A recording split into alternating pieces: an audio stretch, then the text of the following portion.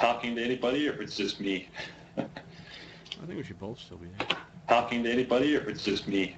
All right, I think we should both still be there. Talking to anybody? I'll be right back. Alrighty. Can you see it up there? It never shows up on my YouTube page. I don't know why. Should. Let me go back to the home screen. I see it.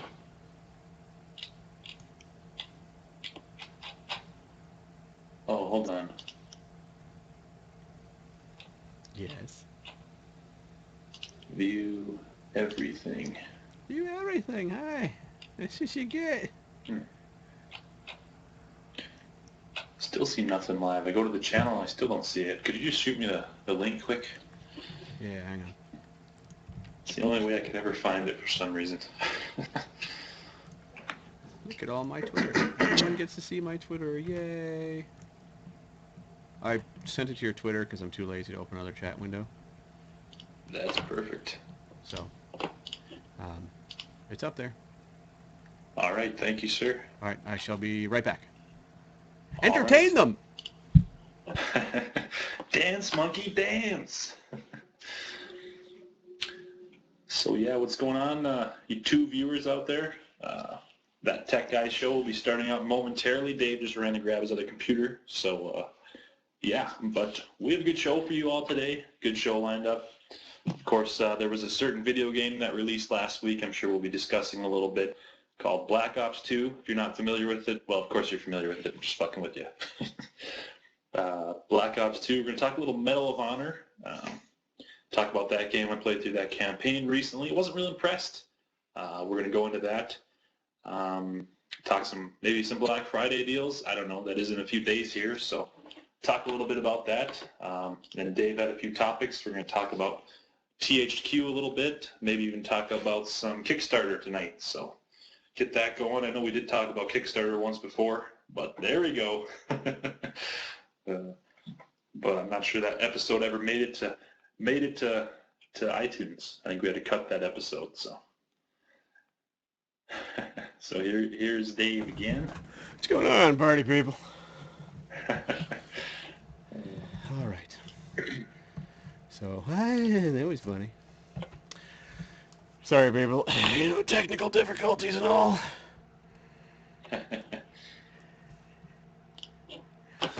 It's called. So. All right. Time to tweet this thing out. Yes, sir. It is live, so. It is indeed.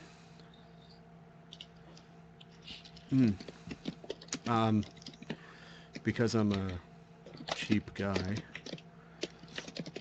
Do we have any? Is anybody in there? Anybody watching? People can hear me.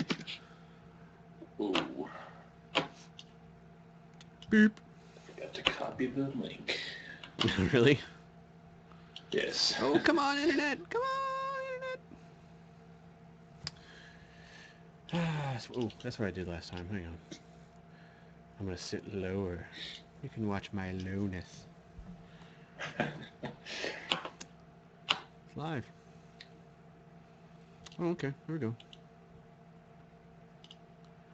3 watching. Who's watching? 1 dislike. One dislike. We always get dislikes right off the bat. I don't know what that is. I want to see who's in there, though, because that's... Can you do that? Where the hell is this? Who's in here? Oh, bastards. Who disliked me? Who? Coming to your house. Video has no comments. I know it has no comments, you big jerk wanger.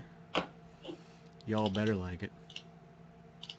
And this is why I can't live stream on Black Ops 2, because you have to have 10 viewers to start the stream. Really? I'd be sitting there all day, yeah. Ah, that's awesome. Yeah.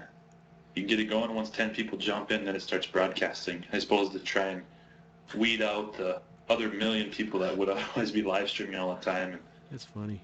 Making everything crash. Here we go. We got some comments. Already? Yeah. Yes. DJJP said it was not him that disliked it. So good. That means I don't have to come to your house and usually did it. I know. I got my eye on you, man. Got my eye on you. It means I have to come to your house and like kick your puppy or something. Okay, so So for the few people that are in there now,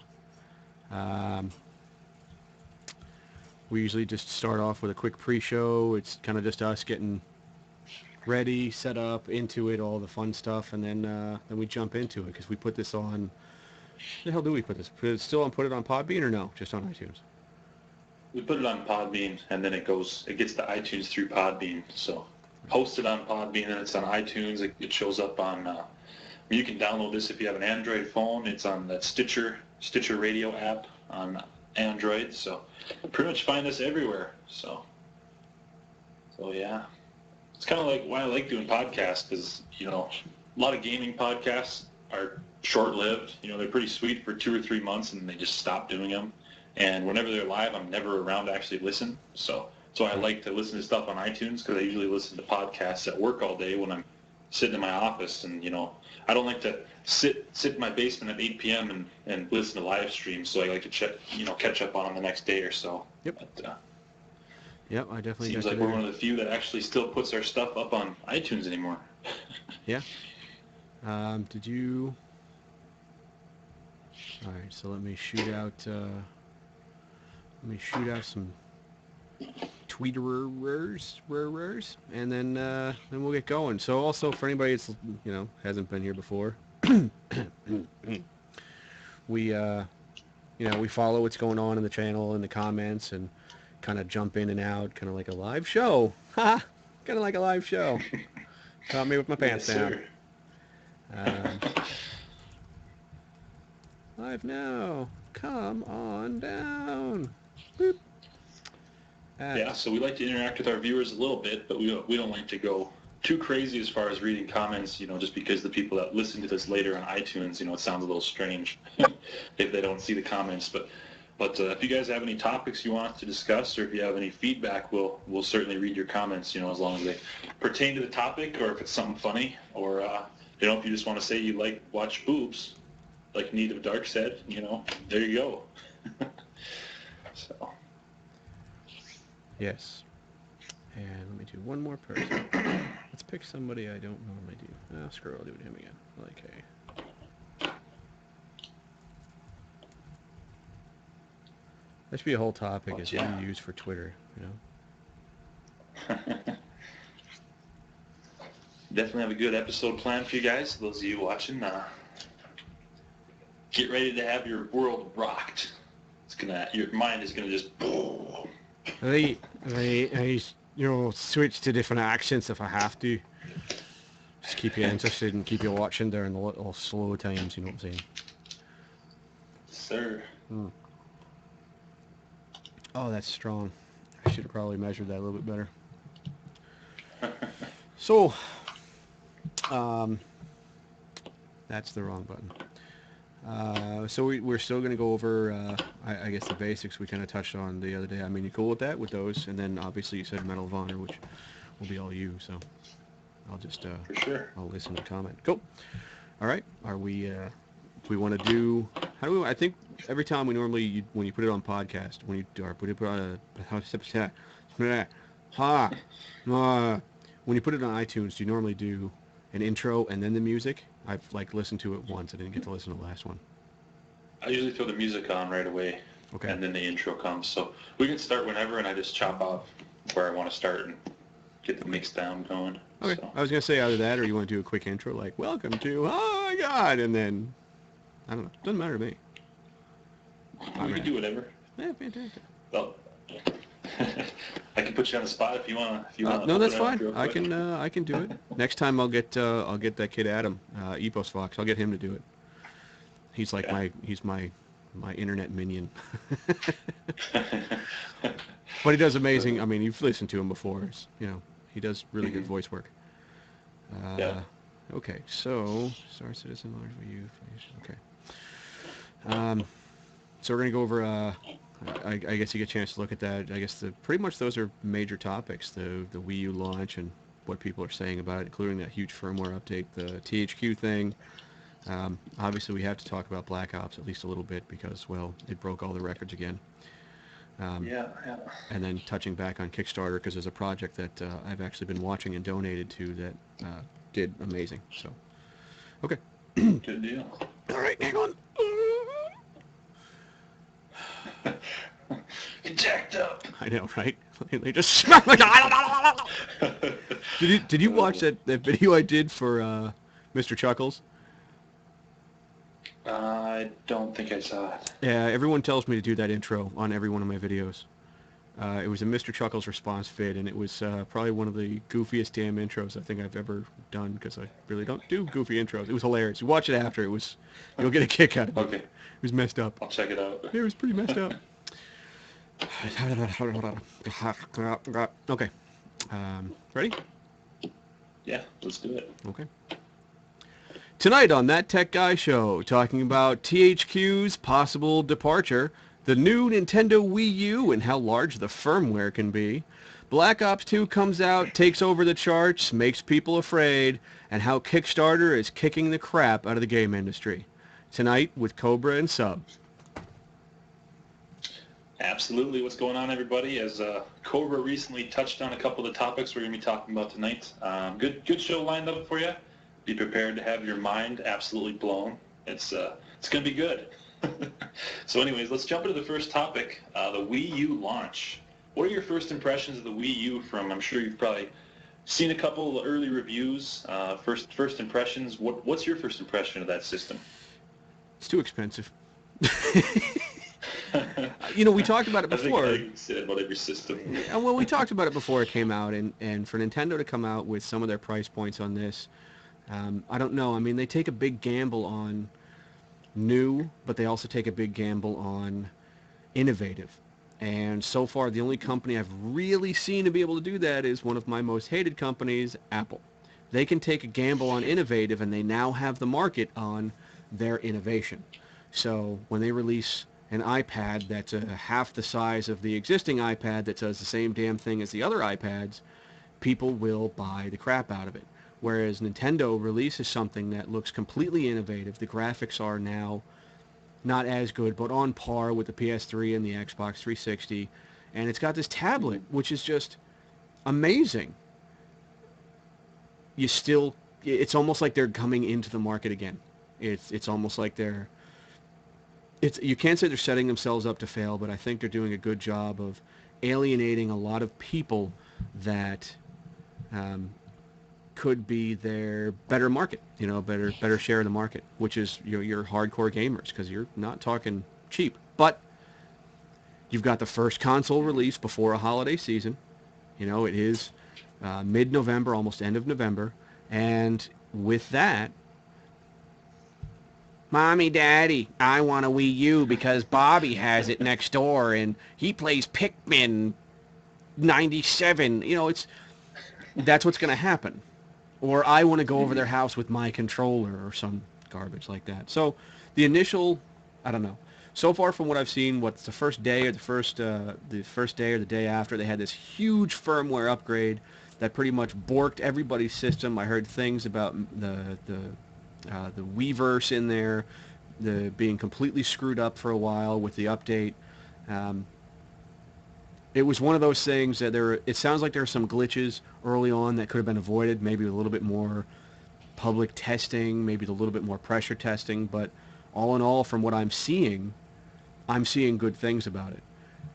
I'm just not seeing a lot of it. And I'm also seeing typical Nintendo shortage. I'm seeing huge shortages all over, even for pre-orders.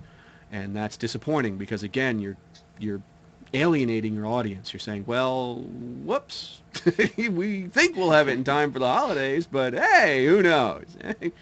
So, I mean, what have you seen on it?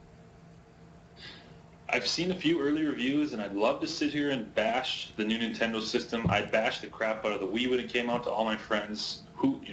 What kind of idiot would want to buy a Wii where you have to use a motion controller? That's the point of playing video games, is to sit on your ass and relax, not be standing up and jumping around. But, Nintendo proves me wrong time and time again. The huge tablet screen, I want to hate on it. I want to hate on the 3-hour battery life of the controller that I've been hearing about, which is, shorter than a lot of people's average gaming session nowadays. I mean, a lot of people game for 4 or 5 hours at a time. But I think I'm going to hold off. I'm not going to hate on it until I see, the early reviews I've read, people really enjoyed it. but it's really tough to judge the system at this early point in its life cycle, just because it doesn't have hardly any games out for it. Mm-hmm. You know, I think Nintendo is definitely setting themselves up for another home run, sort of like the original Wii was with the second screen. Yeah. You know, they've done their research. I think it was like, what, 60% of people that watch shows on television now have a laptop or a tablet sitting on their lap at the same time, so they're not even, you know, paying full attention to the show. So there's definitely an opportunity there, and, you know, I could see the appeal of having a second screen, especially a game like Call of Duty. If you could have your mini-map right there on your controller, so you can actually see the entire mini-map, I mean, that'd be a huge advantage. I know games like Black Ops, I'm always pausing it when a UAV's up so I can see the entire map and kind of check where the enemy's spawning. But you know, I think it's definitely an interesting system. I'm sure they'll release newer controllers in the future that have better battery lives, possibly. But Right. It'll be interesting to see where it goes. It will, and it's funny, the people that have played Call of Duty on it so far have, you know, really enjoyed it. And they have that one game, Zombie U, and the new Super Mario Brothers U, which apparently is also doing very well. And, you know, it's hard to hate on a Mario game. Even people that hated on Super Mario Sunshine when it came out for the GameCube, it was still fun to play. I mean, it was, you know, whatever. It was what it was, and it was still fun to play. It was still amusing. I still had a good time, and it was Mario. I mean, kind of like communist if you hate Mario. It's like hating hot dogs. You can't do it. Yeah. Well, you can. Yeah. You shouldn't. But I agree. Having the second screen, they definitely did a great load of research on it. But again, you know, you look at what Microsoft did. They announced at E3 last year, the year before, with the, you know, with obviously their Surface and their tablets, but also there'll be an app that'll basically let you sit down with an iPad, and let's say the references they gave was like watching Game of Thrones, and you say, I want to know where all my characters are. I want to know where all the characters in this series are right now, as I'm watching, you know, Lord Snow. For those of you who haven't seen it, I'm not going to spoil it. I'm seeing him, or I'm seeing his family, or anybody else. Where are all these characters right now? And you can actually open up this app, and it'll show you. It'll actually show like an interactive style map. And you say, I want to see where this guy is while you're watching the show. And it's a really cool technology, and I'm seeing a lot of that. It's morbid, but that was Steve Jobs' vision of computers in the future, was basically everything is interconnected, but it's connected so easily with something like a tablet or, you know, a tablet or an app or however basic it is, that now with him gone, I don't know how much Apple is going to capitalize on this compared to what Microsoft has done and now what the Wii U has done. I never want to see Microsoft. I never want to see Nintendo fail. I think they have innovations. When I first saw the motion controller, it's like you might have, you know, said, oh, you know, we sit on our couch for hours, but at the same time, it's like, well, you know, if I have two systems, which most gamers do these days, even in the economy, they've got usually a Wii and something else because the Wii is cheaper. Yeah. I liked it. I thought that motion control, and look what happened. Look what happened with the motion control from Nintendo. All of a sudden, the PlayStation Move came out and the Kinect, you know, within a year. So seeing that and where their innovation goes, I see good things, but they really have to get their act together as far as, you know, finally figuring out launch titles and figuring out price points. I think it's the biggest thing is everyone still has this stigma that Nintendo's system should be no more than like $150 or $200 at most, and they should still come with two controllers and a game. So it's difficult to get over that because that's how they started the industry. You know, it's again, people don't. You know, I'm hoping gamers that are out there still remember the big players in the beginning were Atari, Sega, and Nintendo, and where it really started with Atari, and then Sega jumped in, all the other ones that went on and faded, ColecoVision, 3DO, and whatnot. But you know, the big ones in the beginning were the Atari and the Nintendo going head to head, and the Sega, which lasted until the Dreamcast. So, and you almost saw a glimpse of that. Do you remember the Dreamcast with the memory cards and the little LCD screens, where you can, you know, put them together and you can battle people because it actually had a controller on it? That was kind of that early innovation. I love my Dreamcast. I Mm-hmm. still have it. It's a fun system. Dreamcast. But Some of the games on Dreamcast were awesome. they Just gonna throw it out there. still are awesome. They're great, actually. Yeah. But you see that kind of innovation in what Nintendo does, and I've never wanted them to fail. But it's almost like, you've got a guy like, I'm going to pronounce his name horribly, Reggie Fils-Aime, who is the head of this company. It's like they need to find a new spokesman, really. And I think if they find a new spokesman and maybe relabel and rebrand themselves a little bit better, then I think their PR would be a little better, and I think they would do much better in sales. I think all in all, the system looks pretty good. Looks solid. The specs look solid. The games look good. So, we'll see. Time will tell. We'll see how it does through the holidays, really. Mm-hmm.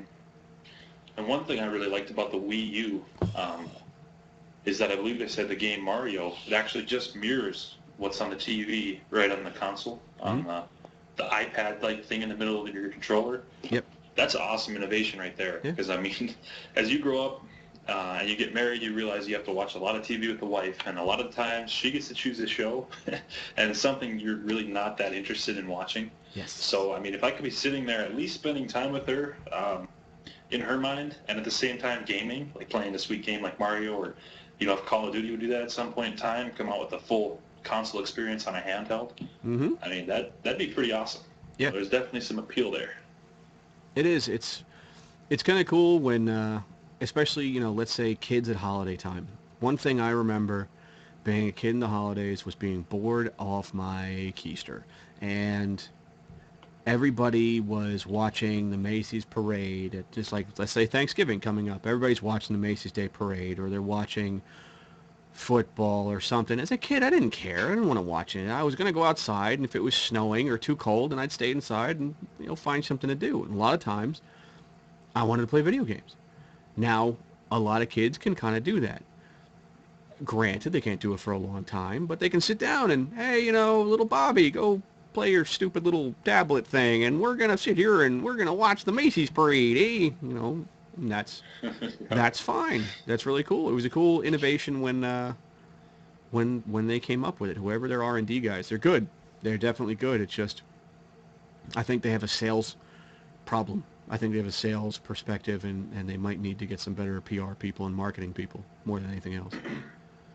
But I don't want to see it fail. I want to see it succeed. I want to see it do well, and then I'll wait till the price drops and I'll get one. I think I agree with you on the better marketing. We just had a comment from Johnson Porritt who said, good product, poor execution. I didn't even know it was out until today. And it kind of snuck up on me too. I had no idea it was coming out. I mean, I went on IGN.com last week and I had to search and I found one small article talking about the Wii U preview that they had. I mean, they really needed to get that thing amped up on social media. A next-gen console launch, that needs to be everywhere. That should be on every tech website. I mean, they should be giving, flying reviewers out months ahead of time to start generating publicity and all that stuff. I mean, yeah, it'll still probably sell because all the kids are hearing about it now, but it could have been a massive launch. And part of that might be they knew they were dealing with a shortage, so why get it so amped up if you can't deliver anyways? But I still think there's sort of a missed opportunity there as far as the launch. Absolutely. I feel the same way. And it was just one of those, hey, here's a system. Bam. What? And really the only people that knew about it that I saw were major reviewers. You had Kotaku, you had ours, you had, Penny Arcade. It's like you saw these guys reviewing the system and you're like, wait, what? When did it come out? You see the fanfare around a new Xbox or a new PlayStation. You're like, oh my God, the world is not ending, but it will if you don't get one because it comes out today. Yay, buy me. So, exactly. Yes, I agree. And coming from a retail and sales background, that's really, really big, especially, what we do on YouTube. If you can't get out there and get people to watch your videos, you can have the most entertaining content in the world. But if your marketing sucks, you're drowning. Rum helps marketing. Absolutely.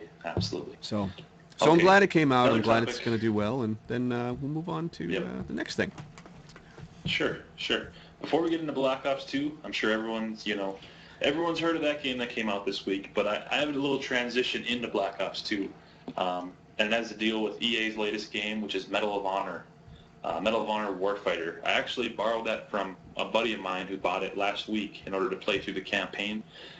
And I am so unimpressed with this game, not only because the game was kind of crappy and a forgettable storyline.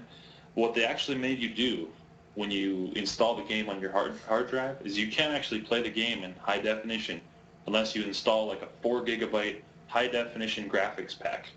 And here's the thing, you have to install it to a hard drive in your Xbox.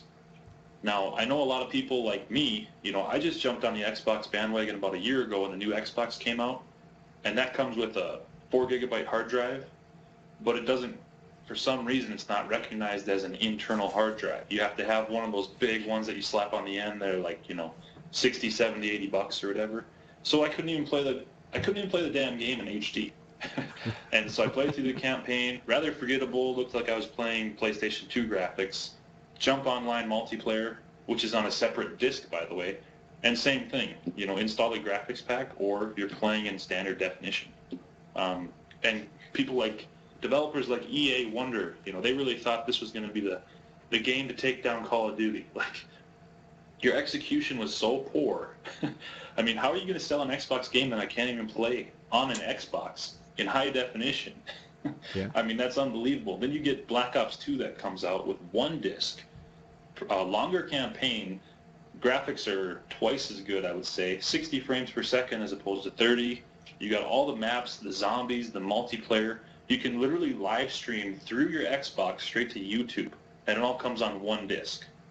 I mean, you wonder why you're losing sales battle to the Call of Duty. I mean, that's part of it right there, is just piss poor execution on EA's part. Which is a shame because, we mentioned this before about Medal of Honor and Call of Duty and where they started and how they started, and I was actually a fan of both in the beginning because they were two really separate games. You had Call of Duty, which was a little bit more arcade style, faster paced. It still had realism in it, but not as much. Whereas the Medal of Honor was, it birthed on the PlayStation 1. It was a great series. It was very slow. I mean, at the time, PlayStation was kind of slow and clunky. It was much more tactical. It was, everything was competing in World War II anyway. And I've always liked the Medal of Honor series a little bit more. Not just because of my extreme hatred recently of Call of Duty, but just because I've always liked it. The problem is I didn't bother to pick up the last two Medal of Honor games because I keep hearing things like this. And it's a shame. I would rather support that. It's just the way I am. Support the competition.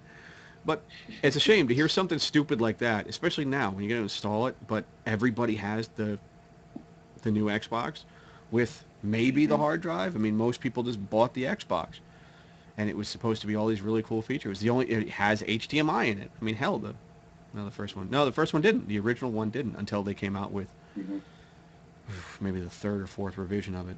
So, damn you. Yeah, it's just... Shame on you. It's stupid. You can't even play it in HD. And, call me a cheap bastard for not picking up a hard drive, but I figured, heck, why not plug in a couple 16 gigabyte thumb drives I have laying around? I mean, who doesn't have one or two of those laying around? I figured, might as well save $60 and just use this for storage, because, I mainly play Call of Duty on the Xbox. Most other games I play on PlayStation, but...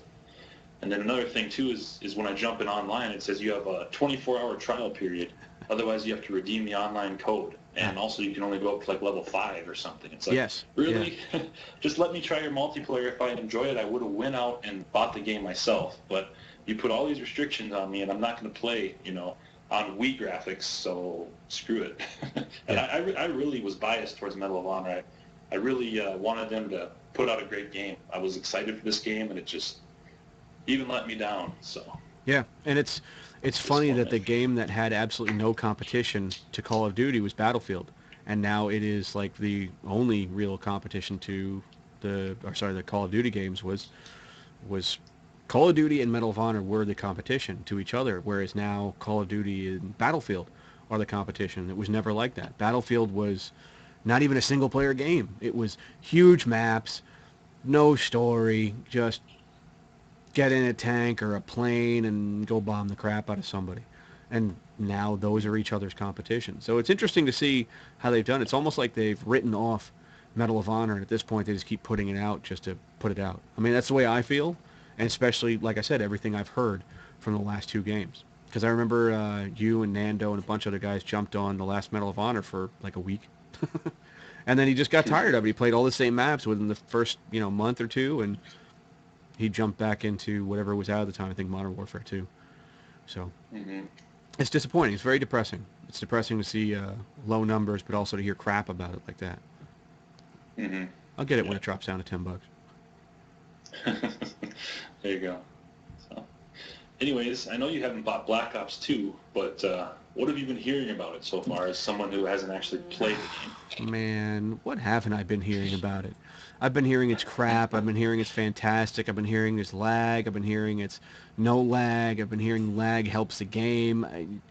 What can't you hear about it from these people that play this game? And that's one most frustrating thing about following people on Twitter, that it just goes back to, it's like an asshole. Everybody has an opinion, and you don't always want to see it.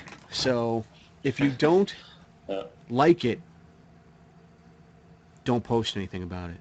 If you don't like the game, don't make that your primary focus on your YouTube channel about your content. That's all you put up. Those are the only videos you do, but all you do is complain. Nobody cares anymore. They went through it with Modern Warfare 2. They've gone through it with Modern Warfare 3, and then Black Ops, and now Black Ops 2. It's getting really old. I'm hearing some people that weren't really going to be convinced easily. I'm hearing that they're liking it. And I'm hearing why they're liking it, because I'm seeing reasons pop up that aren't as childish as some of the other ones. Like, we've got a couple issues with some of the matchmaking and the lag, which I think Sony put out a patch for it. I'm not seeing horrible things about it. So that's about as much as I can say right now, other than the fact that it broke all records. I think it was, 500 million in the first 24 hours, or 200 million, something like that. Yeah, some crazy number like that. Halo 4 did really well, ridiculous. because Halo 4 popped out 2 weeks before, and that did really well. But not that well. I can tell you, as an avid Call of Duty player, this one's definitely a lot better than Modern Warfare 3 was. I haven't played the campaign yet, but I've been hearing good things about it. But as far as multiplayer goes, it's way better than Modern Warfare 3 ever was. I mean, just the ideas, the execution, the way they pulled it off. It plays the way a first-person shooter should play. They actually took noob tubes completely out of the game. Really? You can get a noob tube type of kill streak, Okay. but then again, it's a kill streak. They actually reward you for playing the objective. If you get a kill near an objective, it's worth about 3 times what a normal kill is. Okay.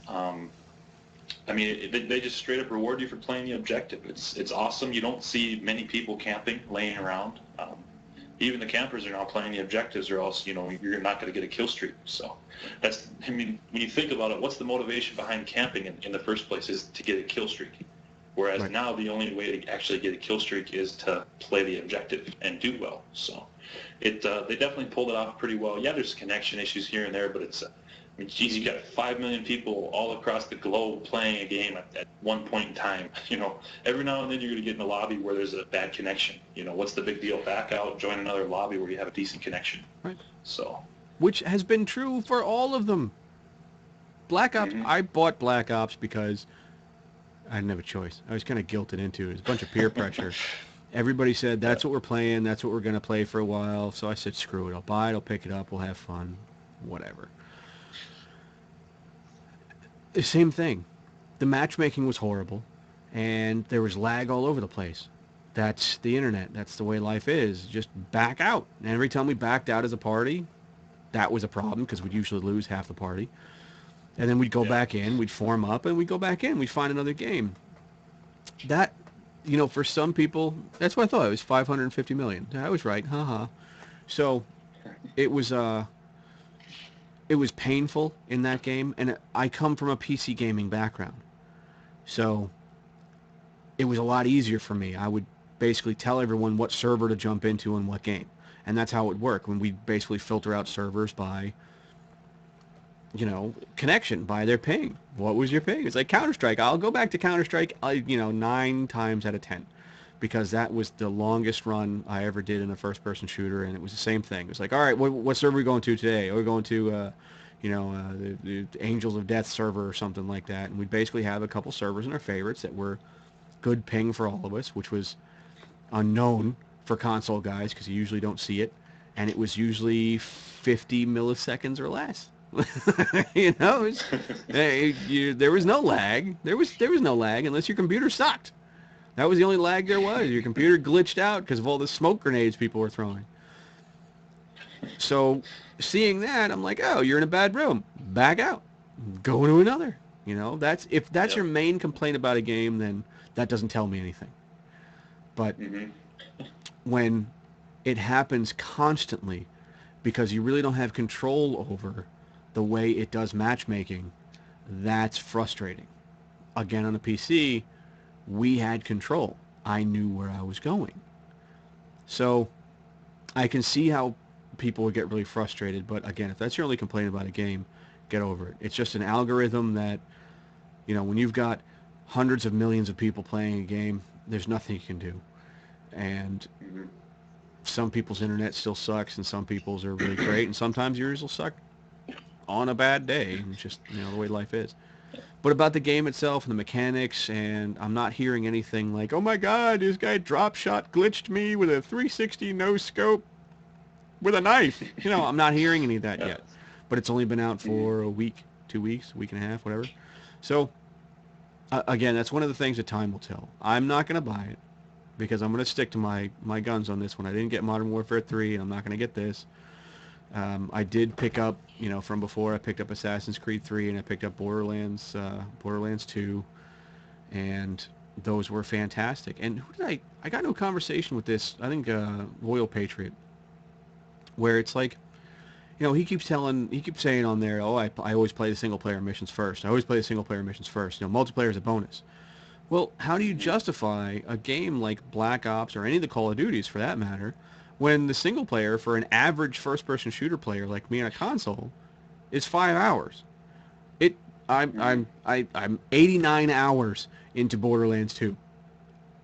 I'm almost 70 hours into Assassin's Creed 3, and I'm almost 100% complete with all the achievements in the game. It's like, how can you compare that? You're going to put that time in over the next year on multiplayer. You're not going to put it in single player. Single player, you might go back and beat it on a harder level, but that's about it. And that's what I'm doing in Borderlands 2, and I've got no problem. And I'll probably make one of each of the 4 characters, and then I'll go into multiplayer. I haven't even done multiplayer in either of those games yet. So I look at a game like that. But again, coming from a PC background, I have that luxury. I've seen games that are longer than 5 hours, That's why the original Battlefield games made no false pretense about what they were. It was literally a giant 64-person map, and if you played the single-player game, it was not a campaign, it was a game. It was multiplayer maps with bots. That's all it was. So, take that as you will. Great, the story. And the worst part about the Call of Duty games is the storyline is actually well written. It's good, but it's so damn short. It just, I don't know. I can't take it. I can't justify spending the money until it comes down. Then everybody's going to come out and buy map packs, and I don't know. Yes, there's downloadable content for all the other games I talked about, but again, I think I beat Borderlands single-player story, doing a lot of the side quests in, 70 hours? 70 hours? 570, and they cost the same. I'm not spending $150 on Borderlands. I'm spending $60 on Borderlands, and I'm spending $60 on Call of Duty. So that's me. Long games. I like Skyrim and all those. One of the things I want to touch on too, is we were talking about the connection stuff in Black Ops, is there's always commentators that go back when the new Call of Duty game comes out. They always say, go back and jump on Modern Warfare 3 right now. I dare you. You'll see that the hit detection is twice as good as it is right now on Black Ops 2. Even last year when people were saying that, from Modern Warfare 3 back to Black Ops 1, David Vonderhaar, I think he sent out a tweet saying, well, yeah, our servers are built to handle 10 million people at a time. There's maybe 500,000 people now on since the new game came out. of course it's going to seem better now. 2 months ago was a different story. That's what everyone had to deal with. So, people nowadays are saying, go jump on Modern Warfare 3, it's way better. The Black Ops 2 hit detection is terrible. It's because there's 10 million people playing at once. I actually put out a video over the weekend, started poking fun at all the commentators who just do nothing but bitch about the game all the time. And one of the lines in my video was, if I can go down to the local lumber yard and find a straight cut 2x4 at least 5% of the time, then why can't I jump onto a game on Call of Duty Black Ops 2, with 19 or 18 people from all across the globe connected into a game, literally hundreds of thousands of miles apart, and shoot people in the face with under 10 milliseconds of lag? Why can't that be possible? It's like people are expecting quite a bit. Yeah. Yeah, they have to go and look at the technology behind it, which unfortunately is, what I do for a living. And when you've got 5,000 people on a server, okay, manageable. You've got 100,000 people on a server, it gets dicey. I mean, now you're talking spreading load between multiple servers and load balancing. Now you're talking, millions and millions of people around the world. And now you're talking making sure that all of your data centers are linking up, making sure your network guys are, some of the best in the business. I'm not going to go into any technical, jargon about what it is, but it's a pain in the ass. I mean, I've run small networks that are tough, and you're talking, 30 to 60,000 users and maybe 30,000 concurrent users, concurrent connections. It's a pain, man. I mean, that's 30,000 people. You're talking millions. And not only that, you're using such a weird technology with the consoles. It's not like a straight up web server. You're monitoring this custom-made application for, it's a pain. It's a big pain. And then you've got all the fact that all of their data centers across the world. So if you're in a European area and you're talking to the European servers, or they're a European gamer talking to your American servers, well, that's not magic. That's networking. I mean, that's networking 101. You've got all of these lines going across. Someone's going to bring someone else down. So, yes, I again, if that's a major complaint I hear about the game, that's not a complaint to me at all. That's just something that's going to happen. A lot of the companies in the past, let's take Sony Online, for example, with EverQuest. Let's just go right back to, some of the big beginnings. If I was in the U.S., I would look for a server that was based out of North America and maybe even the Northeast area. I would not be looking for a European server to go play games on. I don't know. That's the problem with the automatic matchmaking is if I'm over here and you're over there across the middle of the United States and we've got thousands of miles between us, but we want to play with, let's throw out the good old drunken Irishman, Paddy Mac. He's in Ireland. He's in the middle of nowhere island. He's in a friggin' island off of Ireland. It's an island. So let's say I want to play with him at, 1 in the morning. Well, fantastic. That means there has to be a network connection between us, and not only between us and our internet service providers, but also in the game itself. There's a lot that goes into it that obviously your average gamer doesn't want to and never will think about, other than if I turn it on, I paid $60, I want it to work. Look, it's not that easy. It does work. You can play. You can play with that guy from Ireland. You can play with that guy from Scotland or Australia. You might not be able to understand a damn word they're saying, but you'll be able to play with them. But your connection is not going to be as good as it would be as if you play with your neighbor. So you might also not be able to understand them even if they have a good connection.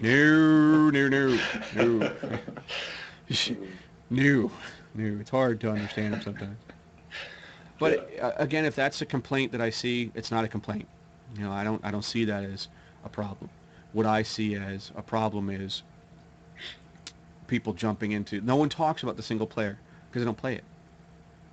I don't see that, but that's my complaint. Because I'm paying the same amount of money, and I'm probably not going to have a lot of time with the wife and the kids and work to jump online and play it all the time. I'm not going to be able to put all that time into it. Whereas a single-player game, those 89 hours I put into Borderlands, there was a lot of pausing. There was a lot of like, I'm going to pause and go take care of the kids or eat dinner and then come back and play when they're asleep. So, Yeah. Yeah, absolutely. I wonder what my actual time in Call of Duty games would be if it showed more than just your actual time in game. I mean, you spend almost 40% of the time waiting in lobbies, waiting for people to party up, waiting for your buddy to go take a piss and come back or whatever. I mean, you spend a lot of time waiting around. yeah, So it'd be absolutely. pretty humbling number, I think, if they actually showed you how much time you spent with your console turned on and the game disc in the tray. I hope they don't ever do that. Oh yeah, that would be bad. Yeah, oh, look at that. Whoops. So, but yes, again, you know, you see that Black Ops is on top. You see that, you know, some of the other games are doing well, which is happy. Halo 4, FIFA. Everybody plays FIFA. The Oh, one that surprised me that's actually doing really well is the new Skylanders game. new Skylanders game. I haven't even heard of Absolutely. that. Yeah, Skylanders Giants. If you walk into a Toys R Us, the first wall you see is about maybe 11 feet tall by probably about 13 or 14 feet wide, and it says Skylanders Giants, and it's gigantic. That's their marketing for the holidays, and they have exclusives, obviously. So, um, you know, for anybody that may not know, Skylanders is basically I guess the best description would be a toy-based video game, something like that. I mean, it's hard to have it, but the storyline is the Skylanders were in these magical skylands, and they were shot down to Earth as encapsulated in these little miniature figures. And they couldn't move, and they're basically frozen until you put them on the magic portal of power, in which case they're transported back to the Skylands, and you can play with them. Um, ingenious, absolutely, because you've got a 2-for-1. You've got a little video game character and a little toy. Unfortunately, it's immobile, but they look cool. You know, they got cool little poses, axes and stuff. The second thing that's a cool piece of technology is each one has its own little RFID tag. So it actually saves all of your progress on that character to that character. So I can take that character off of my portal, go to a buddy's house, drop it on his portal, and I've got the same character with the same progress and same levels and items and stuff like that. So it's fun. It's a fun game for the kids. It's fun to play. I have it and I enjoy it. So they came out with the second one, Skylanders Giants, which they added new figures. They revised some of the existing figures. And the Giants characters are like double the size of the existing ones, and they, you know, bigger strength and stuff like that. And they tweaked some of the gameplay. It's a little bit more fun. I'm happy to see it doing well, and I attribute that completely to marketing. Really marketing. It's like Pokemon. Why the hell did Pokemon take off so much? You gotta catch them all. Marketing. Yeah, You know. marketing. I mean, they had a Yeah. TV show, and Skylanders doesn't, but it's the same concept. You know, it's really cool. So it's good to see them up on the charts. Um, but jumping into, you know, I want to jump into the next topic again, where we keep going back, and this may be a recurring theme of Kickstarter. What is it Kickstarter. doing for the industry? You know, what is it doing for the gaming industry? And is it just indie developers? No, no, it's not. It's not just the indie developers anymore. The big guys are getting involved, and they're getting lots and lots of money. Chris Roberts. Anybody who's been around gaming for, you know, more than 10 years recognizes the names from um, some of the Ultima series or Wing Commander, Freelancer, which was 95, 96. It was a Microsoft title, which was awesome. It was amazing. It was like basically based off of Wing Commander Privateer, which was also awesome. Um, Chris Roberts did a couple other things. He did, you know, some other RTS games that didn't really do so well. And now he started a Kickstarter project called Star Citizen. Why is Star Citizen so awesome, and why should everybody really take notice of it? Well, because as a Kickstarter project, he raised... Oh, I'm sorry, he's still going. This morning when I looked at it, he was at $5.8 million. Right now he's at 6.4. That was in a day. Wow. So his Holy goal, crap.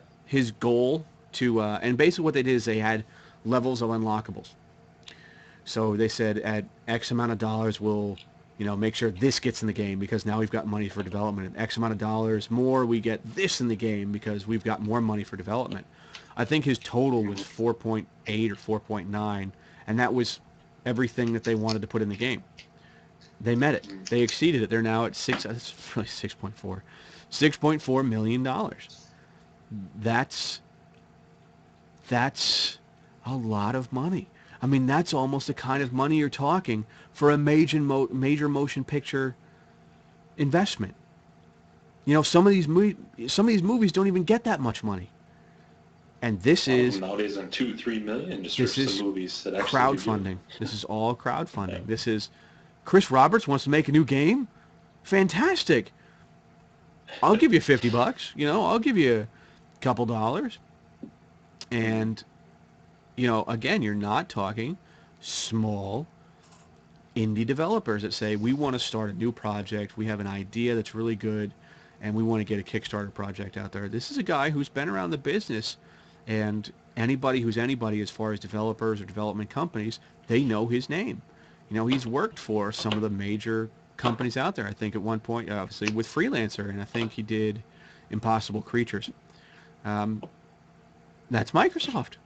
He's worked for big companies, and now he's got this. This is one avenue. One of my favorite game developers throughout all the years of gaming is Brian Fargo, and they're doing another Wasteland, and maybe I'll go into that next episode. But he did really well too, and he's a name that's been around for a long time.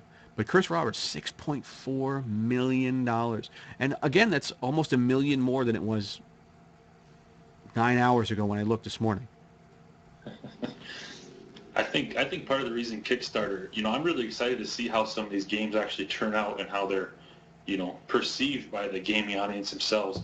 I think if I'm a developer on this game, rather than thinking, I'm going to come to work, I'm going to put in my 9 to 5 or maybe some overtime hours, and I'm just going to hope every single day that I can do enough work that this game turns out good enough that I don't get fired or laid off after the game is done. Yep. Whereas now, when you have a Kickstarter-funded project, the game's been completely paid for, and then some. So you go from working every day in fear of your job to enjoying your job knowing, holy crap, this game's already paid for, my salary's going to be paid for the next 6 months, maybe enough to start another game. People actually are into this game and excited about it. Mm-hmm. I'm going to actually probably do a lot better work on the game, be more enthusiastic. Yep. And, I think I'm a real believer that stuff like that, the attitude around the office or the game development studio really does sometimes shine through in the actual game. Look at a company like Rockstar. GTA 5 is going to be awesome because all those developers are having the time of their lives probably while they're programming that game. Mm-hmm. Everyone's having fun with it, and in turn, it's going to be a fun-ass game to play. Yep. And I think as far as the Kickstarter crowd goes, I think this game, I'm excited to see how it turns out and the type of reception it'll get. So am I, and he's, I think it's planned for 20. Ooh, you know what? I don't want to give you the wrong. I don't want to give the wrong number. I don't think it was 2013. I think he's going to go for 2015. But, this is a guy who's done great work, and. In 2015, so he actually has time for development too. That's going to be an excellent game. You give him a few years. Yeah, I want to say 2015, but and again, this is because he's doing because he's doing it this way and he's funded. You have to also realize that he doesn't have to go through a publisher. He can go direct, and all of that money will literally now go into game development. It will pay the developers, it will pay the coders, it will pay the game testers, it'll pay the company. It's not going to pay some crappy publisher that just takes a cut of the money, which is awesome. Let me just go. And he has enough time too. He wanted $6 million in 3 years. That's what he got. Right. If he was going through, let's say, THQ, for instance, they'd say, okay, well, here's $2 million. You have 1 year. Yes. Go. Yeah. And it's 24, so a tentative release window of 2014. So you see something like this where now, because I know, I'd love to get my buddy on the show. Actually, he's a game developer. He's more of a graphics guy, so he knows the business and knows the way things are laid out. He's been in it long enough that you have to pay everybody. Everybody has to get paid, and for this guy to come up and say, okay, you just all gave me this much money. Now, this kind of goes back to our original argument about Kickstarter. His ass is on the line because he wasn't funded by Bank of America. And Bank of America, could take a loss. They could take him to court. They can write it off and get all the money back. He was funded by you, me, and every other gamer in the community. Apparently about 98,000 of them. And some of those may be companies, some of those, but you're not getting a return investment. You're not making money back in it. You're literally just doing this to see how it's going to come out. Now, if you invest a certain amount of money, you get the game. So some of that money is also pre-orders. I mean, look at that as a pre-order for a game that hasn't even been done yet. Yeah. So now it's almost like, well, a game developer has a very set idea, typically, like a movie director, on what they want to see in the game, how they want it to play out. In a way, now he kind of has to listen to the people that funded him. The good thing is, this guy's done very, very good work, and people can see that. So I don't think there's going to be a lot of criticism as to, do this, do that, make sure this is in the game. I think he's already going to have a lot of that. But I guarantee that somebody like Chris Roberts will have, forums, some kind of an open forum or some kind of a special area for people who've contributed that says, hey, what do you think? What do you see? What do you want in the game? We've got a little bit done, but now we've got all this money. I can hire some really, really good coders, people I've worked with for years on the games that I've worked with in the past. So I like Kickstarter. I really do. And I'm really seeing a project like this and some of the other big ones out there from other big name game developers really come out. Finally. Whereas a game publisher like an EA might say, that's a little risky. We're not willing to, front you the money on this new title because we don't think it'll sell that well. Or we're going to front you money, but we're going to front you like a quarter of what you thought, and you might have to find a private investor to do the rest. Yeah. So. Yeah. One of the cool things about Kickstarter too that I never really thought of until you mentioned it is essentially cutting out the middleman, the publisher, the distributor, and everything. It's you're essentially buying the game at cost. If you're paying $50 to Kickstarter, you're going to get $50 worth of a game back. Mm-hmm. Whereas the Call of Duty game I bought last week, $30 of my money probably went towards the developers, and $30 went straight to Activision's pocket. Yeah. So I'm essentially getting, $30 worth of a game for $60. Whereas now, you're getting the full game because the middleman has been cut out. It'd be like me instead of going up to Walmart to buy an orange at $1, I'd be going straight to the farmer down in Florida and buying an orange directly from him for 15 cents. Yeah. Same orange, different price. Whereas here, same price, different game. So different quality of game, hopefully. So that's the fun part is. Hopefully. And of course, if they close up shop for some reason or get sued by the governor of Rhode Island, then where does your $50 go? God, it's still such a nightmare to me. I feel so bad for that guy, but at the same time, It's like, oh my God, what are you doing? I feel bad. I want that game. And I'm pissed because it was such a good game. I just, it was, the guy shelled out a lot of his own money and he pretty much ate it on that, and I feel bad. But imagine if that had been a Kickstarter project. Imagine how that would have been. And that guy would probably, Kurt Schilling and his 38 Studios and Big Huge Games, which really pisses me off because Big Huge Games had some amazing talent. It really did. And even the guys in 38 Studios, during that game's production, they put out a lot of videos about, the writers and the writing and all and I'm big into the writing side of things and the storyline, and to see how they did it, and the people they worked with are very, very talented writers and developers. The game was fun. It had glitches like anything else, but you tell me what you're going to get a more return investment out of. You're going to get a higher return investment out of a game like Kingdoms of Amalur: Reckoning, or you're going to get it out of Call of Duty. It's... Yeah. I obviously would spend a lot more time playing one over the other, but it's a shame. And which one are you going to get more 3-year-olds telling you that you suck at life? That's absolutely true. That way too. That's a toss-up. I kind of miss that sometimes, actually. But instead, I go on Battlefield I go on Battlefield on the PC, and I have adults that I know telling me I suck at life. So really, it's a toss-up. Yeah, that hurts a little more when it's an adult. It does, telling you to go kill especially yourself. so many you're like, your yeah, mother. you just go kill yourself. Just end it. Especially when they're on your friends list. I know, you're like, yeah, really? Thanks, guys. I see Kickstarters being good, but again, kind of like last time when we talked about it, I haven't seen any major project, because Kickstarter's so new, I haven't seen any major project come to light.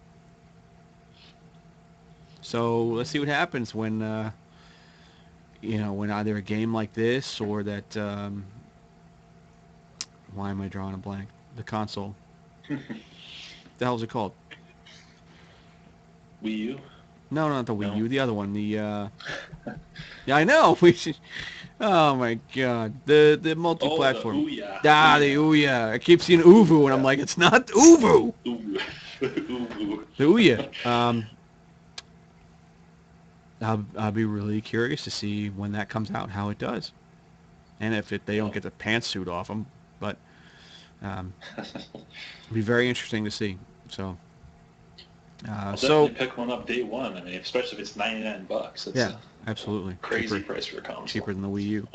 So really quick, I guess I don't have any more major topics. Did you have anything you want to touch on before we? I was going to ask, being it's Thanksgiving on Thursday, and America's favorite holiday the day after Black Friday. I was going to ask if you're planning on picking up anything special. Yeah, Black Ops style. I'm going to sit outside and snipe the crap out of people. Are you out of your mind? I don't leave the house. I sit there. I nurse my hangover. I'm basically going to be in a Jerry Springer episode this Thanksgiving with my family. I will be drinking amazing amounts of whatever I can find at my mother's house. And absolutely not. I've done one. I shouldn't say I've done one, and I wanted to kill myself and everybody around me as a suicide bomber. So, no, I'm not ever doing that crap again. I wait for the online deals, the same damn thing. It's just, I don't have to fight the crowds. I have to get on the line early and be like, bye, bye, bye, bye, bye, bye. Done. I'm done. Yeah. How about you? Do you go out to that merry festive event of Black Friday? No, not anymore. I did it one time. One time I went out for I think they had a 40-inch TV a couple years back for like $300, and couldn't find it. Got a crappier version for like $350, and I settled for that anyways. Still a pretty good TV, but the crowds are ridiculous. I mean, you got old ladies trying to mow you down with their shopping carts, and little kids throwing bowls at you, and it's not a good experience. And it's kind of glad I'm scheduled to work that day anyways, so I can just relax and not have to deal with going out, getting into that sort of mess. Like you said, the online deals are pretty good. Yep. I thought I saw Best Buy. I think I saw Best Buy. I don't want to be wrong on this, but I thought their flyer showed Assassin's Creed 3 for like $35. Yeah, there's some good deals to be sure, and you've got to get out there. You've got to fight the crowds. Good luck to anybody that does it, because man, you got more balls than I do. It's a patience thing, and I don't have it for that stupid amount of people. I've got it for a small stupid amount of people. Like, you put a small group of stupid in front of me, and I've got patience. You put thousands of stupid in front of me, I'm done. I'm lost. I'm gone. I can't deal with these morons. And they're all fighting over the same thing. Do you see that now Furbies are actually on the top list again? Oh my God. No, Why? Furbies. It's 1999. Furbies We're are partying terrible. like Prince. It's a friggin' Furby. But you know what's cool though is to see that some of the collector's edition video games are on sale. So I saw, and they're not, that old, but it's good to see that those are actually on the top. It's not just a Furby or a Barbie. Although I did see, what is it? Those the death dolls, little goth chick dolls, whatever the hell those are. There's the whatever, the graveyard girls or something like that. Those are big this year. Furbies are apparently big again. Now they have LED eyes. It's freaking creepy. It's like a Tamagotchi eye.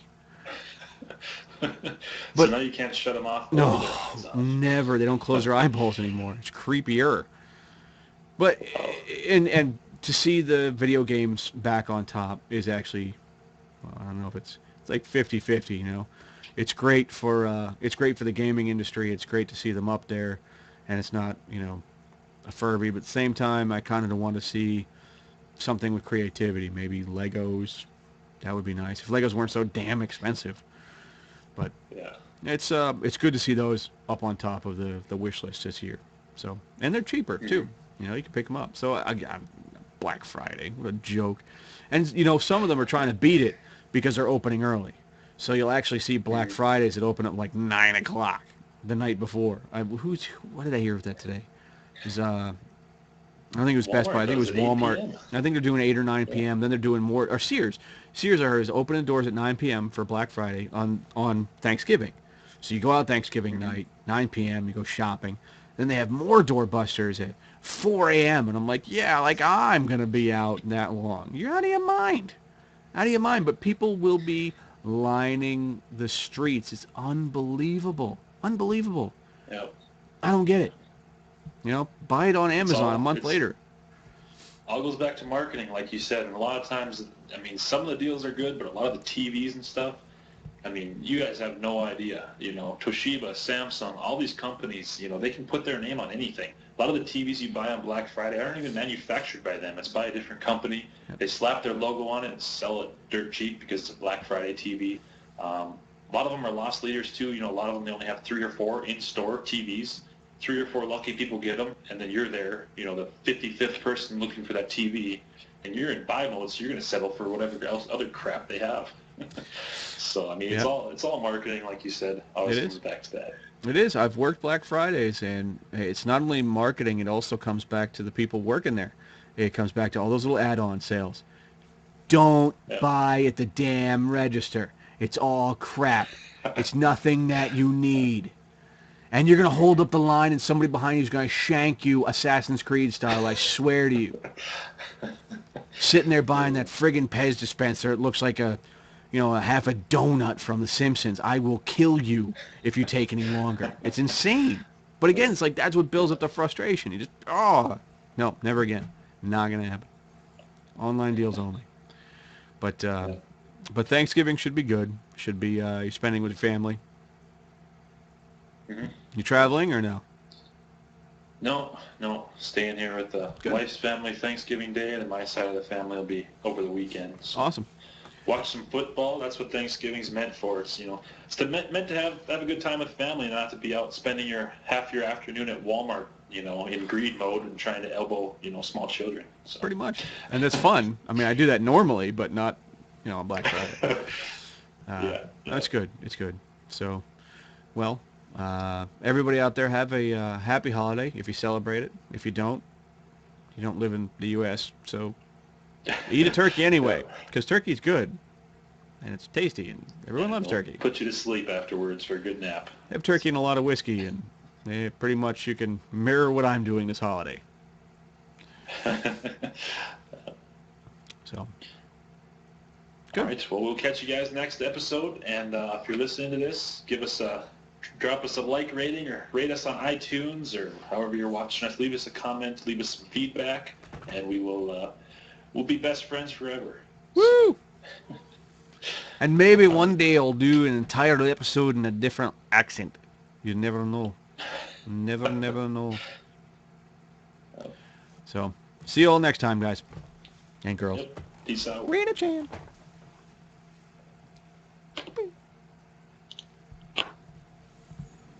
All right. Good. It took away a lot of Good. I pressure. like that little intro you wrote. That was pretty sweet. Right? I wrote. Sounded pre-pondered, if you ask You me. mean It you was mean the one good. I just whipped out of my ass? Whatever it was, I liked it. It was good. It flowed. Yeah. John's. Oh, hang on. Johnson Porritt.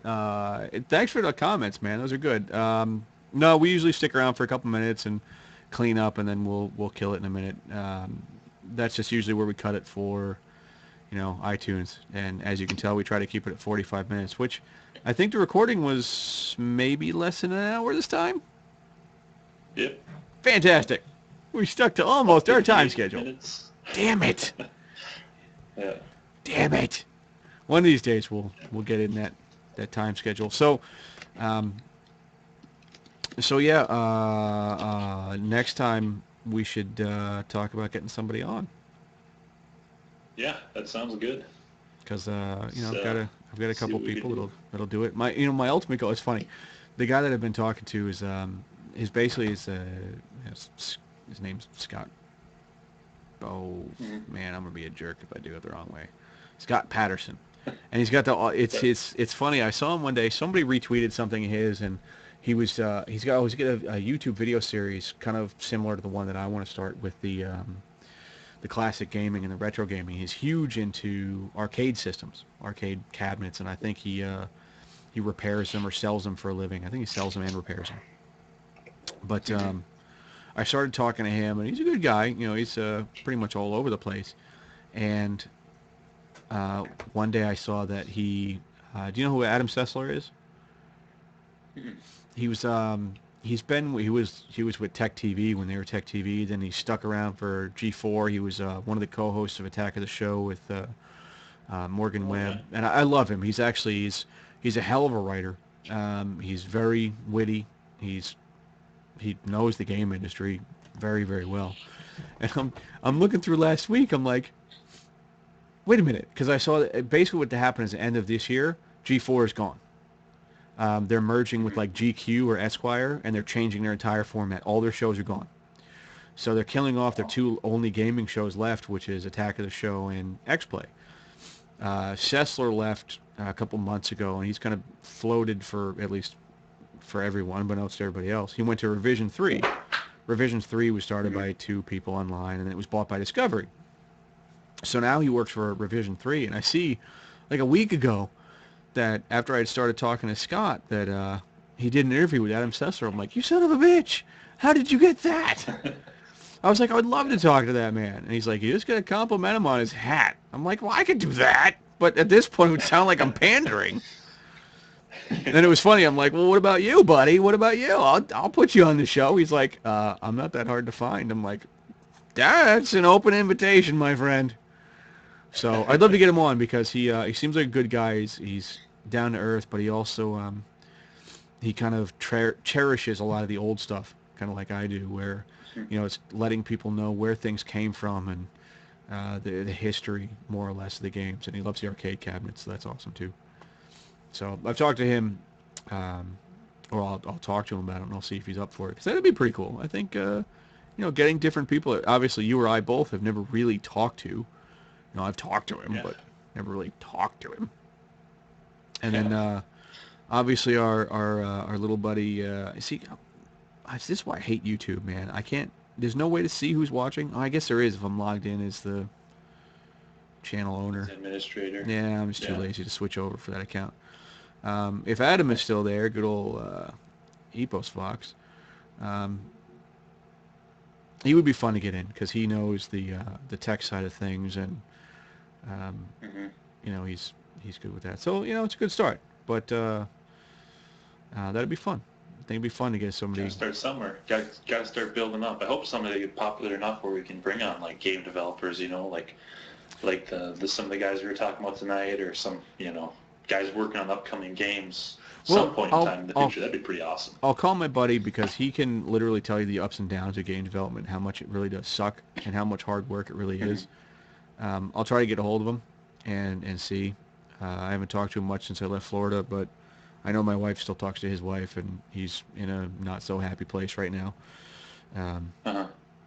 but he worked on the a little title called Borderlands, and most of the Call of Duties. He what the hell else did he do? Well, just about everything. All the Band of Brothers games that came out, or Brothers in Arms, sorry, Band of Brothers, basically based off the series. But he worked on all those, and I remember him. It was funny because he's always under these the NDAs and non-disclosure agreements. So he worked on Duke Nukem too. Yeah, don't kill him for that one, but he worked on it. So it's funny because he used to talk to the guy who's in charge of Gearbox, Randy Pitchford. He used to talk to him personally, and I would love to. Fuck, man, Randy Pitchford. I'll get him on here right now. He worked on a lot of those titles for Randy, and they really liked the company's work. They were a subcontracting company. But they basically redesigned Borderlands. Originally, it was not a cel-shaded game.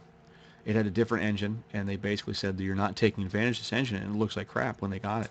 So they redesigned it to be cel-shaded, and they pretty much pitched it to Gearbox, and Gearbox came back and said, that's awesome. Just run with it. Go texture the hell out of everything. He's a texture guy. So he textured everything, and, he had his own crews working on it. He was one of the managers. So I'll see if I can get in touch with him, because he would be an awesome insight as far as going back. And it's actually funny. It would be an interesting... It would be funny if I was ever able to get somebody like Adam Sessler on, because my buddy George hated G4 TV. Hated it. Because he actually had that idea first. And he actually did a series of like local TV or web series of like just video gaming. At the time, it was unheard of. And somehow, talking to him through this weird series of wormholes, somebody he originally worked on or pitched the idea to, a video game series, started G4. And he was like, man, he's like, I hate those people. I hate that channel. I hate those guys so much. And he actually probably be one of the people extremely happy now to see that they're changing to a GQ format. So I'll get them on. I would love to get those two on together. It'd be hilarious. So, we'll see. We'll see how many strings I can pull. If I can pull something off like that, we'd be rolling. That would be awesome. Yeah, but it'd be fun because these are people I really want to talk to as far as getting their insights into the way the industry is, the way the industry's going, and again, I'm going to PAX, so anybody out there that I can talk to now, that I can talk to at the gaming show, would be awesome. Would be fantastic. Yeah. So that'd be really cool. That would be sweet. Yeah. That's kind of what I'm hoping to, and that's why I'm trying to ramp up production on a lot of things so I can get out there in March and just hit the ground running. I'm not going there with a press pass. Unfortunately, I'm not going there with any special affiliations with anybody, whatever. Mm-hmm. So it's going to be just me repping whatever I'm repping at the time. So this will be one of the things. Yeah, exactly. So it'll be really fun to go out there and do it. Just to see the show. I've never been to one either. So it'll be really good. So, but anyway, I will let you go because I have to go and eat dinner because I haven't. I got home late because I got home late because I was working on something at the good old job that pays money. And have a good Thanksgiving. I will. I will talk to you. Too.